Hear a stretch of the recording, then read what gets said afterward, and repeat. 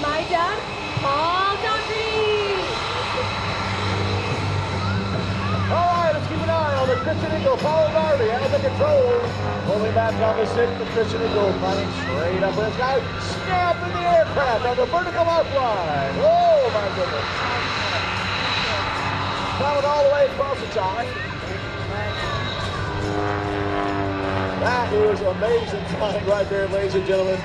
The Christen Eagle, quite a performing aircraft. Again, this aircraft originally designed back in 1977.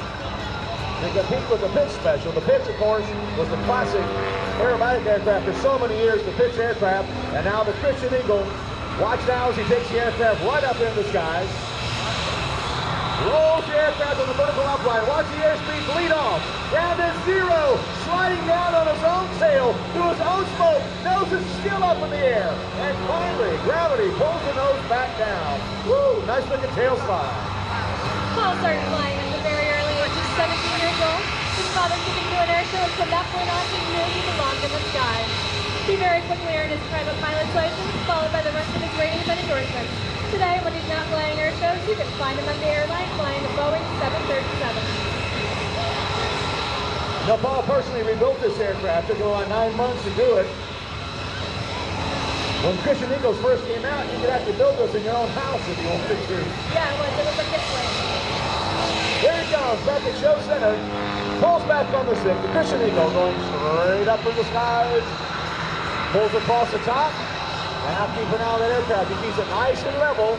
He's going to get to the end, pull back on the stick, because when you're upside down, if you want to go down, you have to pull back. Pulls down on the bottom, and Paul completes the square loop.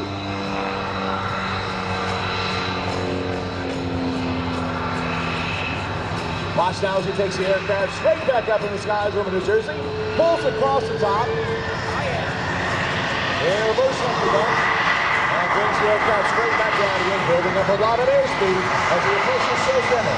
Now watch as he gets to the bottom, pulls back on the stick, keeps an eye on that aircraft. As he comes across, he snaps the aircraft all the way around in the barrel.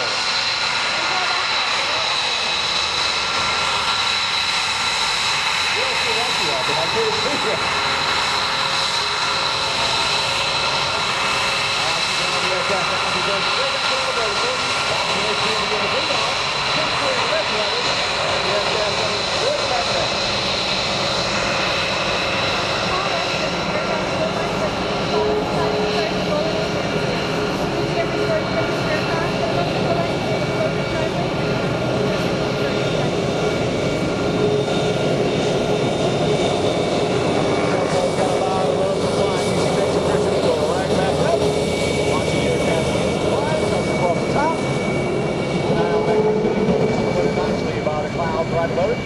Rolls the aircraft all the way around, once down the 45-degree line. Pulling back on the stick. Christen Eagle this time going up from your right. Coming across the top. Watch as he'll come back down the 45-degree line and roll the aircraft again. Completing the Cuban 8. The Christen Eagle Paul's flying right now is very unique because it features 19 different colors in its paint schemes. Paul purchased this aircraft back in 2015 after a landing accident. The gear was knocked out from under it, but over a 9-month period, Paul restored the aircraft and brought it to the Airshow circuit in 2016. Now watch as he takes the aircraft into the inverted, holding it level in that Evelyn maneuver. Rolls the aircraft back upright. Now watch this, ladies and gentlemen, as he rolls the aircraft back inverted again. Rolls the aircraft back upright, keeping it on a nice straight line again. Not easy to do, trying to keep an aircraft nice and level while you're doing all that rolling. Pulling back on the stick, Christen Eagle coming back up in the sky again, across the top. That's one thing I love about biplanes. They just always kind of remind us of what aviation has come from after the years. Biplanes, of course, one time ruled the skies. And it kind of gives us a little reminder of the golden days of aviation as the Christen Eagle goes straight up back into the sky once again. Watches the airspeed bleeds off. Now he slides back down on his tail again. And now flipping over the top. Oh my gosh. Wow. That's getting a quick view of the landscape. Carolina understand you're practicing to become a pilot yourself. I am. My dad is teaching me right now, and last May I made my very first solo flight in one of the aircraft at the Golden Age Air Museum. It was the 1917 Curtiss Jenny, and the flight went down in history. I became the first person to make my first solo flight in a 100-year-old airplane. I am envious. Absolutely. All right, keep an eye on Paul as he takes the Christen Eagle back up.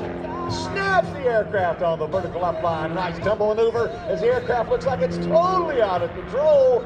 But I guarantee you, Paul knows exactly what he's doing. 1917 Curtiss Jenny. Are you serious? Yeah, it's a blast to fly. Now that thing doesn't have brakes, does it? No, it doesn't. It doesn't have brakes. It doesn't have an airspeed indicator. There's a lot of things it doesn't have. It doesn't even have trim. So it's really different from the airplanes of today. I've looked at some of those early planes, and you look at them and you think, these guys had a lot of guts flying these things into combat. Yeah.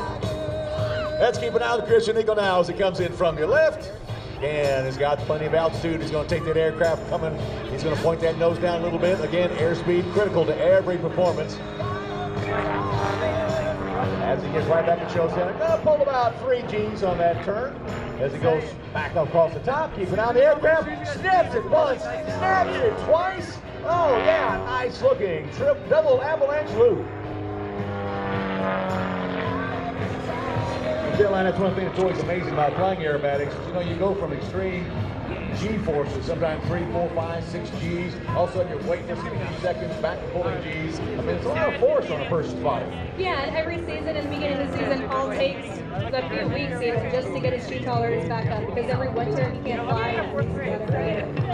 It is amazing, folks. And again, we talked about those G forces make you feel 400, 500, 600 pounds, depending on your body weight. Now watch this. He pulls negative G's right there as he takes the aircraft across the top. Again, negative G's is the force of gravity wanting to pull Paul out of the top of the cockpit. And they really hurt if you're nice to them. No, it's ouch, ouch, ouch, ouch, ouch if we go live with the cockpit.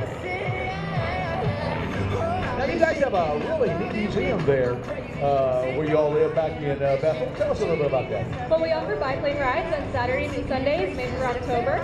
And the aircraft that we use is a Walkout 10. It's a 1929 aircraft, and one of the pilots could even be Paul. Well, there you go. So for a fun weekend, head on over to Bethel and check out the Air Museum there. You might have just an incredible week.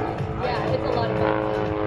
Right back at Show Center once again. Paul takes the Christen Eagle back up in the skies. Now let's watch as he gets to the top of the loop this time. He's going to do a nice easy roll this time. Coming back around. I call that one the mudslide. Now you have an avalanche. That was a little slower there. Nice and easy, making it look easy, but I guarantee you folks, this takes a lot of effort and practice to make an aircraft do what you're seeing here today. Watch as he takes the plane right back up in the skies again. Wind kind of pushing you back a little bit. Kicks in the left rudder once again for the hammerhead. Nothing but terra firma filling up the windshield of the Christen Eagle as he comes right back down.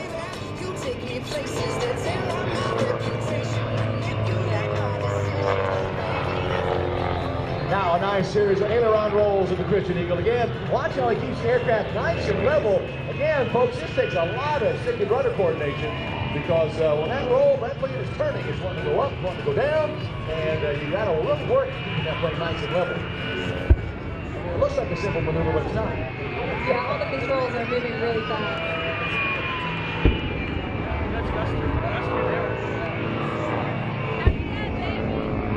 Okay, Paul pulling back down the stick once again. As down the taxiway comes Aftershock. As Paul comes all the way around the classic Barnstormers loop. Now you may be wondering why we got a jet truck pulling out while Paul is still flying. Well, I got a feeling we're going to have a little thing going on here today.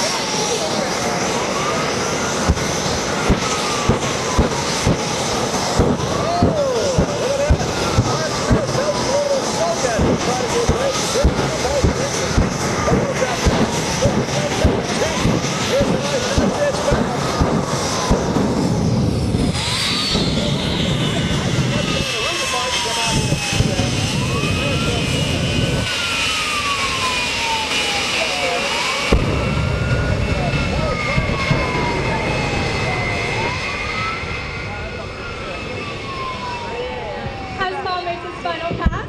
We'd like to thank everyone for coming out today. We hope you enjoyed our father-daughter presentation. Please like and follow us on Facebook at Dougherty Airshows, and if you'd like more information, you can visit us at doughertyairshows.com. So Caroline, I want to know what's going on here. We got the jet truck coming down there, the 1940 Ford fire truck. Yeah, I guess it really is a fire truck this time. Yeah. But he came down right in the middle. You know, we weren't even done with your dad's routine yet, and Mark's coming down here in that jet truck. I don't know. I don't know if he's trying to make a little statement here. Maybe he's wanting to challenge your dad here in a minute. You know what? I think we're going to have something a little interesting to look at here in a few seconds, Caroline. Is the jet truck still pounding out smoke and flame down there. Again, this is the world's fastest jet truck, capable of speeds of 407 miles an hour. Well, let's see what's going to happen here as Mark Smith takes the Aftershock down the taxiway here. And I know your dad is wow, what's going on over here? So let's find out as I think we're going to get a challenge here. I think so too. As Paul brings the Christen Eagle back down on the deck,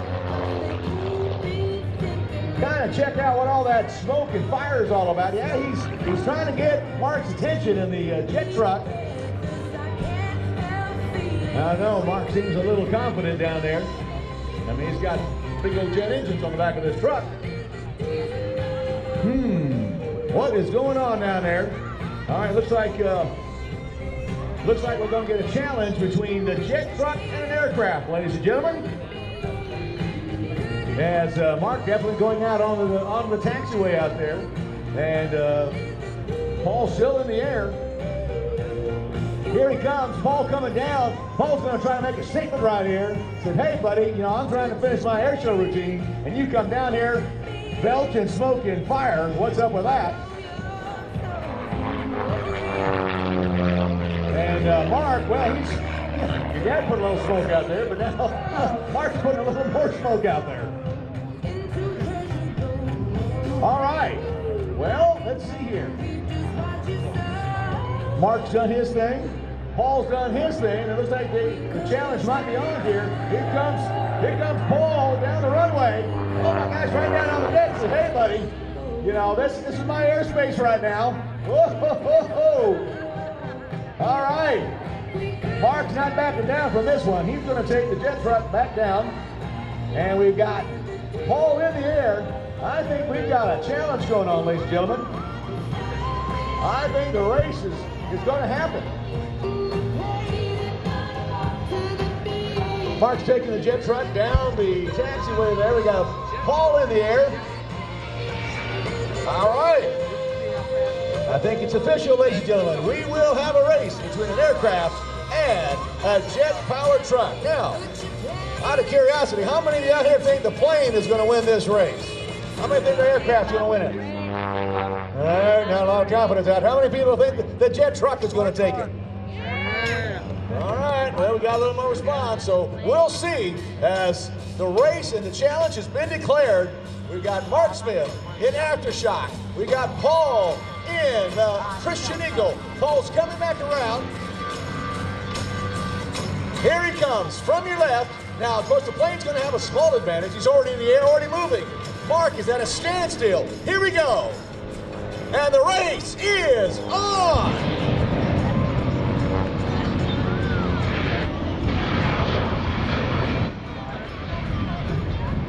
Oh, the jet truck, a little bit of a misfire. He's trying to catch up, but I think it's going to be too late. Oh, yeah. It's not me, Paul, and Christen Eagle taking this one today.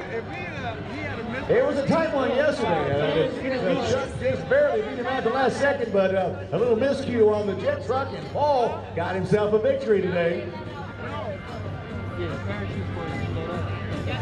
Wow. Well, your dad caught a break today, but he came out with the win. A win's a win, man. That's all it takes. I don't care. It may be ugly, but it's a win. Still a win. Well, Caroline, it's been great to have you and your dad with us this weekend. Thank you.